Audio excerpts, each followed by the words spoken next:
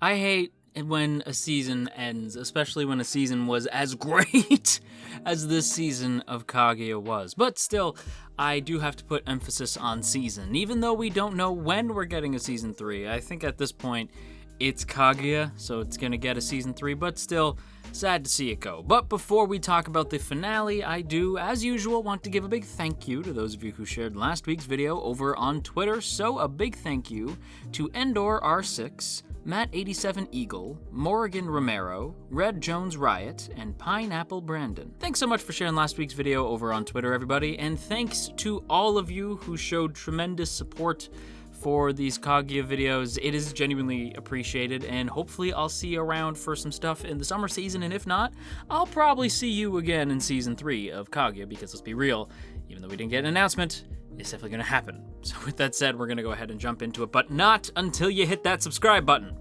I'll wait. Okay, let's go. Okay, so as usual, we got the 3 separate skits that we're gonna get to. We got the student council would like a group photo. The student council is going to get that group photo. And finally, Chika wants to inflate, which admittedly does sound weird, and admittedly the intro to this is kind of weird, but don't worry, it's not quite what you think if you haven't seen the episode. Although if you haven't seen the episode, why are you watching this? But regardless, let's go ahead and talk about the first skit of the episode, and I'm not gonna lie to you, this first skit had me a little bit concerned for the finale, and before anybody says like, but it was great, oh no, it was, but my concern was like, is this gonna be sad? Because this is a very like emotional first skit. The second skit is very much like back to what makes Kaguya, or rather the third skit is what makes Kaguya, but the first two is to show you like how far these characters have come. It was funny, I did the most recent Isekai podcast stream with the gang, and in it we were talking about how the second season is really outpacing the first season. Like, I really, really prefer the second season of Kaguya to the first season, and that's not to say that the first season's bad, far from it. It's just that the second season seems so much grander. There's so much, there's something about it that just hits harder. And one of the things that Sun said, I believe it was Sun, had pointed out that it only is as good as it is because the mangaka has actually gotten to a point where he understands these characters inside and out, and not just the mangaka, but like a proper adaptation. Say it with me now, folks. A proper anime adaptation. The studio has really grown to know these characters. The director, the series composition, the animators, the seiyus, everybody on this team, like everybody who worked on this season, knows these characters inside and out. Beyond just the fact that the mangaka obviously is responsible for these characters, this team now knows these characters inside and out. So I think that's a huge part of what makes this season so much stronger than the first season, when the first season was already great. So I think it really says something that these first 2 skits hit on this insane emotional level that you can only really get to after knowing these characters for 2 seasons, which we have. And seeing the first 2, like, again, like I said, hit home, and then the third skit reminds you, like, hey, don't forget, like, we can have these emotional moments, but this is also one funny as hell show, so don't forget that. Like, that's how we close. We leave on this triumphant, goofy, hearty laugh. And I just think that's so perfectly Kaguya. Like, this episode, they couldn't have picked a better episode to end the season on. Like, it definitely doesn't answer all questions. We don't get a confession or nothing, although we do see the words confession at the end. It's like the last thing we see. Second to last thing we see. So that does have me thinking, like, we gonna get a confession in season 3? I don't know, but I will say this was like the best way they could have ended season 2. But we haven't even gotten to the first skit yet. I'm sorry, I guess I just had that in my heart and I just wanted to pour it out to all of you. Let's actually dig into the skit. Oh my goodness, I'm sorry. So Kaguya is, we open with Kaguya basically talking about how she used to look down on other girls in the past, because she would always notice them taking photos with their phone, right? They were constantly on their phone taking pictures of each other and all this stuff, and Kaguya always saw this as sort of goofy. And I feel like we've all been there, where we see people like taking selfies outside or taking like a photo when they should be just watching the damn concert, stuff like that. So I do get, to an extent, what Kaguya was saying, but I do appreciate the fact that she notes that she started taking pictures with her flip phone once she found something worth taking pictures of. And I think that's where a lot of us end up falling into the same thing that we would like sneer at other people for doing. Because I gotta tell you, like, it's easy to say like, oh, those people taking selfies and stuff, oh, ridiculous. Like taking selfies or like a group photo or something, oh, ridiculous. Until you're out with your friends and you're doing the same shit. Because I'm guilty of that 100%. So I totally get where Kaguya is coming from. And I love the fact that she points out that her family is like not very used to like taking taking those photos. Like they don't want Kaguya's photo to be in like a public forum. They just typically, like when she was handed her flip phone, she only really used it for emergency stuff. Like she never really felt like your average teenage girl, but being around the student council does make her feel like she's fitting in. And again, it just goes to show how well they've established these characters to the point where I'm like, yep, that makes total sense. That is the Kaguya that I know. Like, she would want this, and I love that she has this. And it does admittedly get screwed up when the principal makes his grand reappearance. And I gotta say, even like the subtitles say like, geez, it's been a long time. And it's like, yeah, it really has been a long time. Long time no see, my guy. But it was funny because he basically approaches the gang and says like, hey, so I would appreciate it if you guys help me with the school pamphlet. Basically, we're going to be making this pamphlet to try to get people to come to the academy. So I couldn't think of a better group of people to take pictures for the pamphlet than the student council. So what do you say? And everybody's like kind of excited. Like Chica's like, we're going to model, cool. And everybody else is like, okay, except for Kaguya.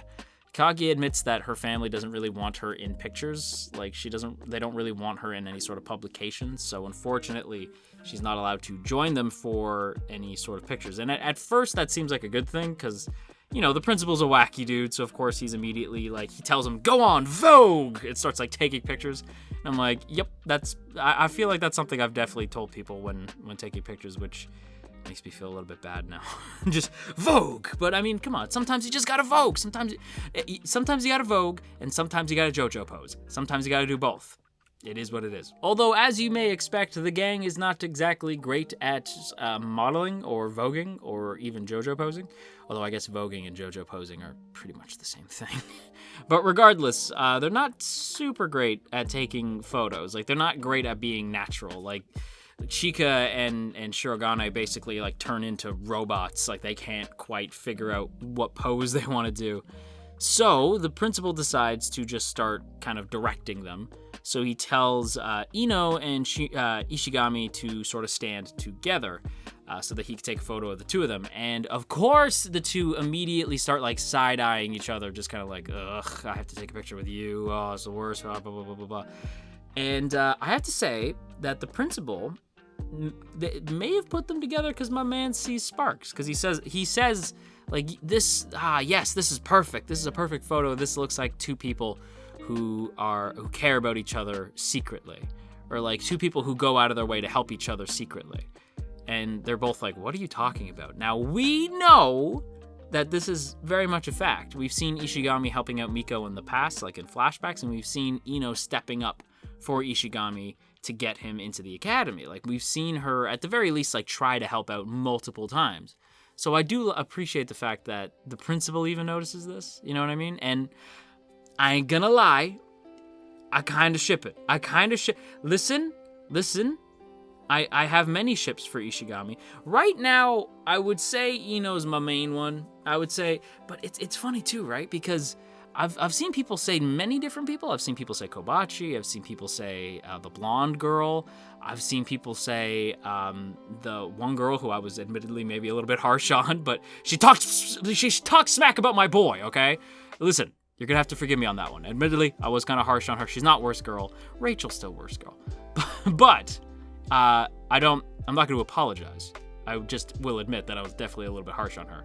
But I've seen people say like maybe she could be a good fit if she gets over herself. I've even seen people say Kaguya, which yikes. But like I have seen that thing. I've seen people say Chika. I've seen people say just about everybody. My boy Ishigami forming a harem which is good, I guess, because, like, at the end of the day, we already know where Shirogane's heart lies, so, like, sure, let Ishigami have a harem. Why the hell not? But of the harem, I think we can all agree Miko makes the most sense and is probably the best fit, even though they're totally opposite. If you ask me, sometimes opposites attract, and in this case, I do think we might see a future where these two get together. And I think the principal sees that as well. And I thought maybe the principal's perception was like 50-50, because then he says, oh, Chika and Shirogane should take a picture together next. Why don't you guys, you seem a little stiff though, why don't you guys pretend to be boyfriend and girlfriend? And I'm thinking like, okay, my man nailed it with the Miko and Ishigami thing, but now he's way off. Like, and he was trying to get the proper picture for the pamphlet. Like, keep in mind, it's for the pamphlet, right? So he's trying to, like, he has a proper reason for being kind of like a crazy photographer right now. But, man, Kaguya ain't having any of it. And she, like, really side-eyes him. I mean, like, the most mean mug face I've seen her make in a while. And I'm thinking, like, man, I can't believe the principal was so off on this. Like, it's so clearly Shirogane and Kaguya. But as he's taking the picture, he remarks like, damn it, I really think it would have been better if I could have gotten that picture with Shirogane with Kaguya instead, because I feel like those two are just a much better match. And like, oh gosh, like I wish I could have got those two instead. Is my man playing matchmaker over here? Because like it certainly seems that way. And I love that Kaguya's like, yes, I totally agree. Like it's super, like I thought that was really cute. And I think it's interesting that like the principal notices these things. Like I don't know. The principal's a good man. Or maybe he's a weirdo. I don't know. But what I do know is that they go to take a picture on the roof, and then Miko, with the most adorable face I've ever seen Miko make, reaches for Kaguya's hands, and the principal says like, hey, so for the last photo we're gonna take, I think it's gonna be a keepsake photo. So you don't gotta worry about the pamphlet. We're just gonna have a photo with the gang. In fact, like, why don't you give me your phone? We'll take the picture. And this is where it gets sad because, so Kaguya goes for her phone, and she's obviously very flattered. And I'm thinking, like, this is so sweet. Oh, this is going to be great. They're going to get, like, the sunset in the background. It's going to look super nice. And she hands him the phone, and a gust of wind picks up. And so when she hands him the phone, it blows just hard enough for the phone to kind of, like do a 180 out of her hand. And it falls, it hits the ground, and it bounces up and just through the rail and falls all the way down to the ground, and it smashes. Which means, if you were keeping track, all the photos that Kaguya was taking with her smartphone, or not her smartphone, sorry, her flip phone, very important detail, they are pretty much gone. Now, at the time, I had assumed that when it hit the ground, I'm like, oh, my immediate thought was like, okay, well, that sucks, but I mean, like, I'm sure the SD card is still intact, so just go grab your phone. Take out the SD card, and you're rich, Kaguya. You can afford a new phone. It'll be fine. That's not what happens. Kaguya goes to get her phone and realizes, like, no, the phone's busted. And it's an old phone, so the photos do get lost, unfortunately. We find that out later. And she does try to see the positives in this, because she's like, well, yeah, it sucks that my flip phone's gone, and it really, really sucks that all the photos that I took over this year are gone, and that really sucks. But, I mean, hey, positive side, I can get a smartphone now, so I can get Line, which is like their like a messenger thing, I guess, and I can get Instagram and stuff like that. This is actually okay. This is a blessing in disguise. This is great. And you see her kind of like, she's smiling, but you can tell it's not real. And then Kaguya sort of leans against the wall, and I'm like, oh, my girl's hurting. Like, and we've spent so much time with them in the same way that we spent so much time, like, for the same reasons that I got so heated with the characters who were being shitty to Ishigami. I'm so attached to them that seeing them remotely hurt makes me really mad. And seeing Kaguya be so upset, I was like, screw you, wind! I'm gonna go punch the wind in the face! You made my girl emotional! Like, you know what I mean? Like, I was like, I got heated. And I don't know, seeing Kaguya be upset, especially over this, like, you get why she's upset, and it was tough to watch. And that's how they end this skit! This skit ends so sad, and I was like, oh my god, is this gonna be a sad finale? Like, is it gonna keep up the sadness? Don't worry, it doesn't. And that's because my best girl, Hayasaka, takes my other best girl, Kaguya, out for to get herself a new phone so that she can, maybe exchange contact info with the other best girls, Miko and Chika, and the best boy, Shirogane and Ishigami, because yes, every single one of these characters is best girl or best boy. Just a fact. It is here though where we see somebody say like, listen, if this was an older phone, I could easily just take the SD card out and just put it into a new phone. That wouldn't be too bad. The problem is that unfortunately it is an older phone, so all that data is unfortunately gone. This basically breaks Kaguya. She just goes like full, like just zoned out. Like I haven't seen her that zoned out in a while. Like, in fact, I think this is the worst I've seen it. Like, she's really just not doing well. And Hayasaka's, like, trying. Like, you know what I mean? Like, because she's like, I want the same phone as Shirogane. And Hayasaka's like, what? Like, then he's gonna do the, like, how cute thing to you, and then, like, you lose the game. Like, have you lost your mind? And you could tell, like, you could just tell Kaguya's just broken. She's like, I don't have, like, the energy to play these games with you. I'm tired. It's like, whoa, like she is mad. And in fairness, like Hayasaka doesn't really seem to care because she gets all excited about the new phones and she like starts geeking out over it. It is admittedly very cute. But this is kind of where you can tell like, ooh, this is gonna be a while till Kaguya feels better, right? Nope, because my man Shirogane acts so quickly, right? So he notices that Kaguya has a new phone. And he gets a little bit freaked out when she asks him to add her online, right? And so he's like, oh shit, like, oh my god, like she asked me, but she did it so indirectly, like what, like something's wrong. Because at first he thought that this was gonna be some game, but then he looks at her and he notices how out of it she is. And so he kind of like turns to the others and they're like, is she okay? And the whole gang's like, no, like of course she's not okay, something's wrong. And they don't want to ask her because they know that that Kaguya's family don't really do that. Like, that's not really something, like, they don't really tell people about how they're feeling. So they're like, okay, well, the best thing we can do is to just try to sort of carry on and wait for Kaguya to tell us what's going on. We'll be there, and we'll do our best to sort of keep an eye on Kaguya, make sure she's doing okay, but we won't press her to tell us what's going on, and we'll just sort of wait for her to tell us herself. Which is the mature thing to do. It is a little cold, but I do think I would have done the same thing. I think that's the way you handle that particular situation. But Shirogane, thinking on his toes, and he's like, okay, so I'm gonna make this group on our online using everybody's contact info, and now we can all talk to each other as a group all the time. And best of all, we can add photos to this group. So everybody starts adding the photos from their phone. So now Kaguya has even more photos than she had before. And this is such a great little moment because you get to see everybody you get to see Kaguya light back up. In fact, and this is such a nice touch, when Kaguya notices that Shirogane added her to a group, her eyes go from dim to bright. He literally brought the light back to her eyes. Like, I just thought that was such a good touch. And as Chika points out, he never made the group until, he waited to make the group until Kaguya had her own smartphone. Like, he had this idea before, but he wasn't gonna do it until Kaguya had a smartphone. Holy shit. Like, I don't know. For some reason, this scene really got me. It was super, super sweet, and a nice little, end to the whole, photo scenario with Kaguya. Like, I will admit, I was a little bit worried, how are they gonna fix this? Are they gonna take one new group photo and kind of be like, we're gonna start all over again?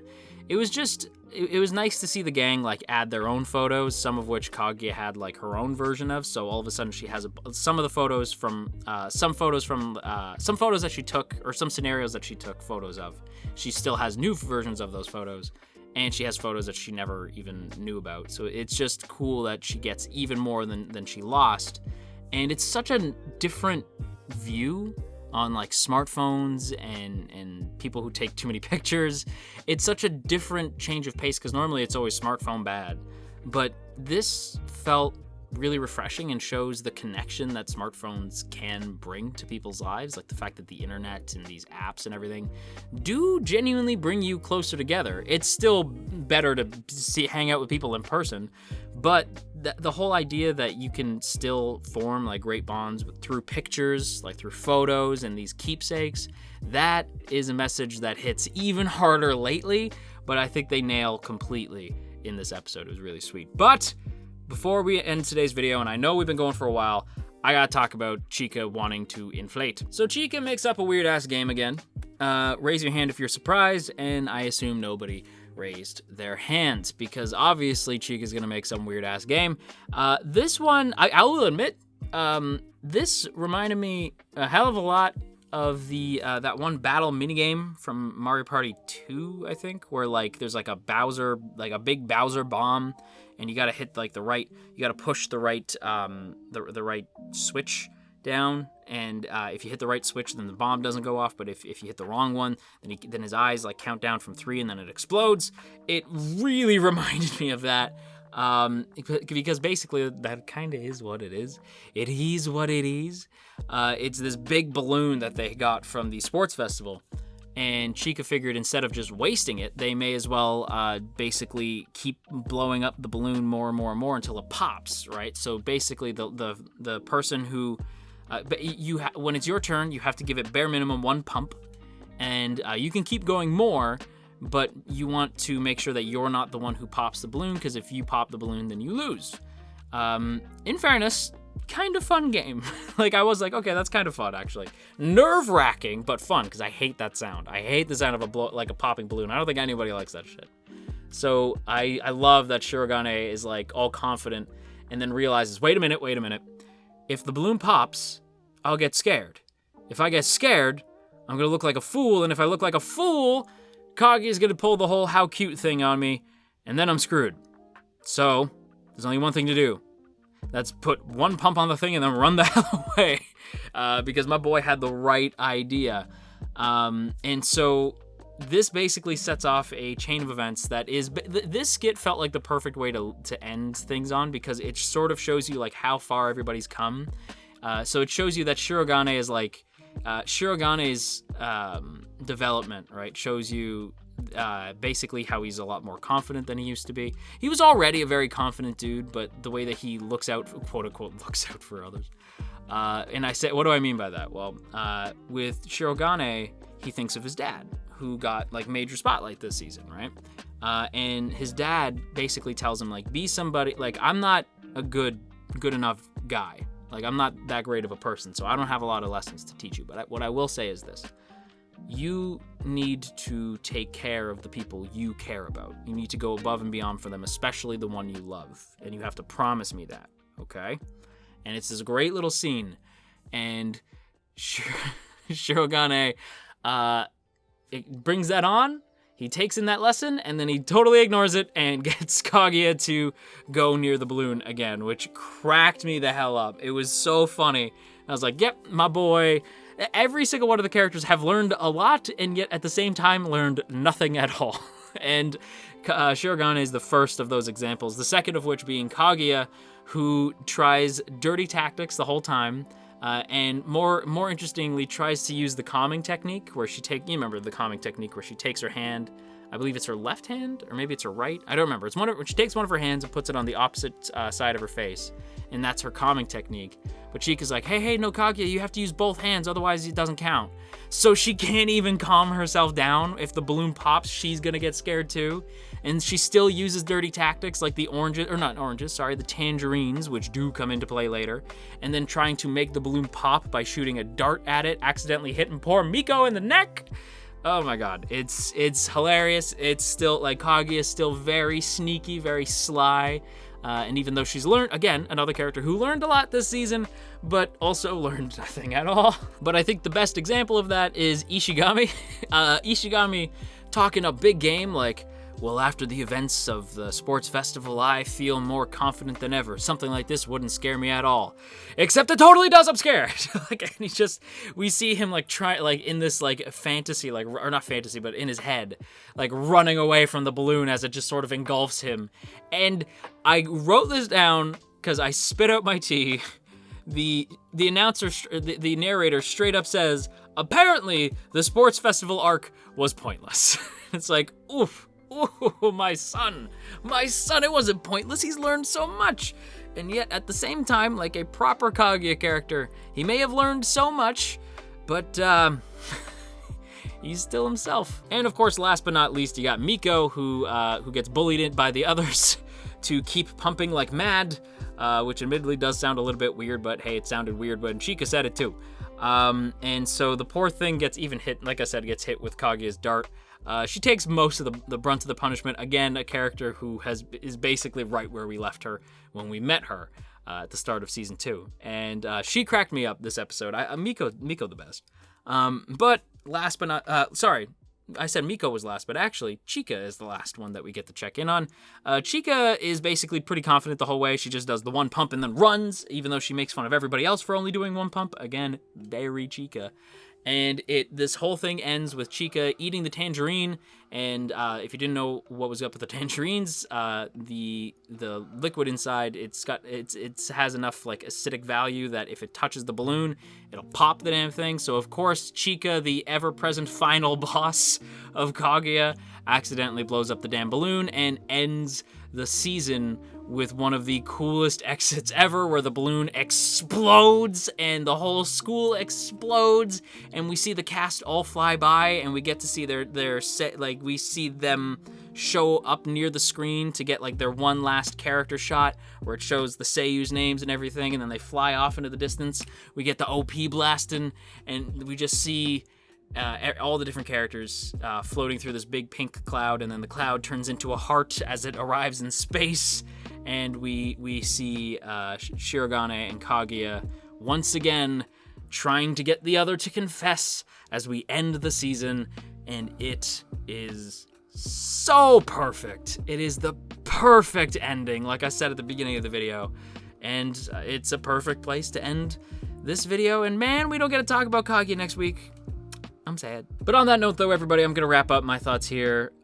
This was such a good season. This is my favorite season of Kaguya, like all 2 of them, and it might be my favorite sequel of the season. It's a tough competition, though. It's between this and Fruba, and it's a tough competition. But man, what a great season. What a great finale. But with that said, everybody, if you enjoyed today's video, then don't forget to boop that up, snoot, and share if you care. And of course, as always, I have to give a big thank you to the good folks in the T Squadron. Look at these beautiful names. I bet these folks are just as sad to see Kaguya go as I am. But if you too would like to join the T Squadron, then be sure to check out that first link in the description to check out our Patreon page. And for less than a cup of coffee a month, you can help to keep this channel afloat and join the lovely people in this here list of names. That would be super appreciated. But with that said, everybody, I'm gonna go hum daddy daddy do until the end of my days, and until next time, you stay classy, AniTube, and wash your dang hands.